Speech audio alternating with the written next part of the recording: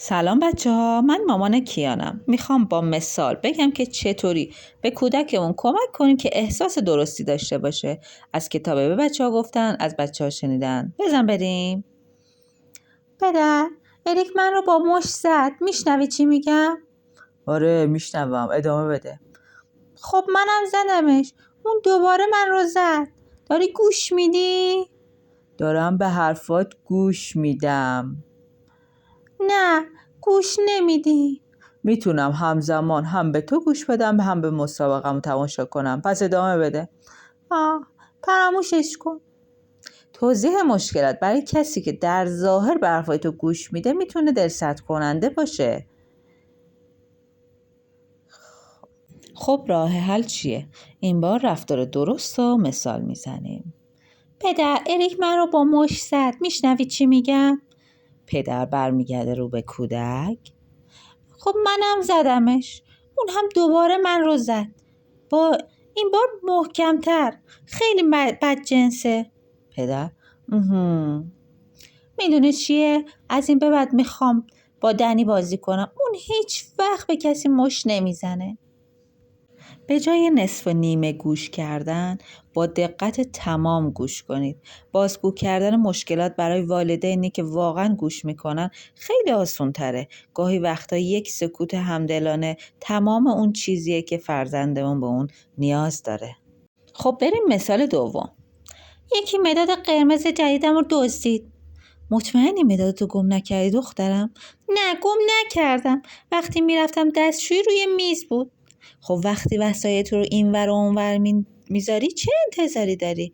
قبلا هم وسایلتو گم کردی. این اولین بارت نیست. همیشه بهت میگم چیزای قیمتی تو توی کشو بذار. تقصیر خودتو که هیچ وقت گوش نمیدی. ولم کن. بچه نشو. برای کودکان دشواره که در حالی که کسی اونا رو نصیحت و سرزنش یا سوال پیچ میکنه واضح و مثبت فکر بکنن. واقعا این براشون سخته. خب راه حل چیه؟ بریم جواب مثال. یکی مداد قرمز جدیدم دزدید. خب وقتی میرفتم دستشویی روی میزم بود و یکی اونو برداشت. این بار سومیه که مدادم رو گم میکنم. که اینطور دیگه فهمیدم. از این به بعد وقتی از کلاس میرم بیرون مدادمو میذارم توی کشوی میزم. احساس فرزندتون رو با کلمه‌ای تایید کنید، مثل آها، میفهمم. این کلمات ساده کمک بسیاری توشون نهفته است. واژه‌های این چنینی همراه با تصدیق احساسات تشویقی هستند برای کودکان تا افکار و احساساتشون کشف کنن و احتمالاً راه حل مشکلات رو بیابند. خب بریم مثال بعدی. لاک پشتم مرده. امروز صبح زنده بود. عزیزم حالا اینقدر ناراحت نباش. گریه نکن، اون فقط یه لاک پشته. کودک همچنان به گریه ادامه میده. بس کن، برات یه دونه دیگه میخرم. من یه لاک پشت دیگه نمیخوام. دیگه بی منطق شدی. عجیبه، زمانی که حتی با مهربانی از کودکمون میخوایم احساس بدش رو فراموش کنه، به نظر میرسه کودک بیشتر ناراحت میشه. خب رفتار درست چیه؟ لاک پشتم مرده. امروز صبح زنده بود. اوه نه، چه اتفاق بدی. اون دوست من بود.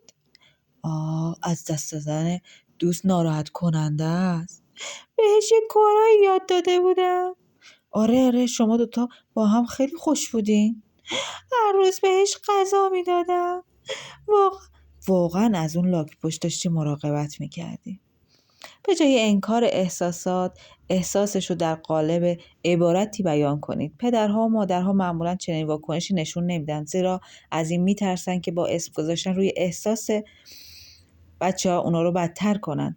کودکی که برای آنچه تجربه کرده کلمه‌هایی میشنوه آروم میشه، زیرا میبینه که کسی بر تجربه درونی اون مهر تایید زده. بریم مثال 4. من از اون خوراکی ها میخوام. عزیزم تموم شده. من میخوام. گفتم که نداریم. بیا از این بخور. از این خوراکی داریم. نه نه نه نه نمیخوام. نه نمیخوام. من رو نمیخوام. چرا مثل بچه ها رفتار میکنی؟ زمانی که کودکان چیزی را میخواهند که نمیتوانند داشته باشند، بزرگترها معمولاً دلیل و منطق میآورند که چرا نمیتوانند آن را داشته باشند. اغلب هرچه بیشتر توضیح میدیم، بیشتر اعتراض میکنند. جواب مثال: من خوراکی خودم رو میخوام. کاش هنوز یکم از اون خوراکی تو خونه داشتیم و بهت میدادم. من میخوام. میدونم چقدر اون خوراکی رو دوست داری. دلم میخواد همین الان از اون خوراکی میخوام. کاش جادو بلد بودم و یه بسته بزرگ از اون خوراکی ظاهر میکردم. خب میشه یه خوراکی دیگه بهم بدی؟ چرا که نه؟ به جای توضیح دادن و استدلال آوردن به طور خیالی، آرزوها و خواسته هاشون رو برآورده کنید. گاهی اوقات اگه کسی درک کنه چقدر دلتون چیزی رو میخواد، تحمل کردن براتون آسون تر میشه. حالا شما 4 روش ممکن دارید تا به شناخت احساس کودک خود کمک کنید. بچه‌ها سابسکرایب یادتون نره، ازم حمایت کنید تا تمام قسمت این کتاب براتون بسازم و بذارم. مرسی، دوستتون دارم. من مامان کیان، عاشقتونم.